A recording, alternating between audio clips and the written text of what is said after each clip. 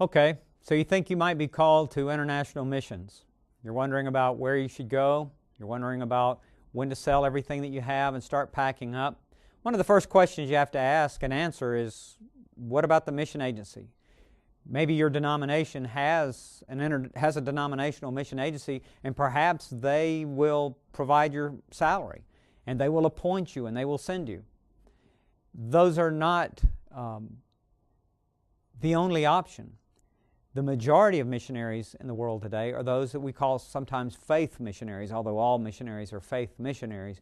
But faith missionaries, we refer to the people, use that term to refer to the people who have raised their support among churches, family, friends, to provide them a salary while they're on the field. Now that's a daunting prospect. In the Missionary Call, Find Your Place in God's Plan for the World, we talk about the difference, the pros and the cons of either a faith-based type mission agency or a full salaried mission agency. And they both have advantages, and they both have some difficulties, some challenges. Being a missionary is not the easy path. And in fact, that is one of the issues that cause some people to step back and wonder.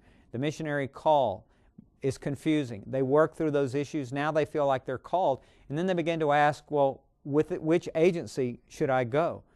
And if I'm ready to go with this agency, do I need training? What kind of training do I need? Is there like a missionary school where I go and I get some training? Do I go to a regular seminary? Do they have a missionary training program? Or do I go with one of these agencies that provides some orientation for their missionaries before they send them out?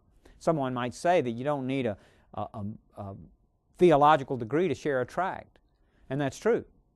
But sharing tracts are not all that missionaries do. Someone else might say that you don't need a medical degree to put on a Band-Aid. But of course that's not all that medical missionary doctors do. So what exactly do you need? What kinds of training should you receive before you go?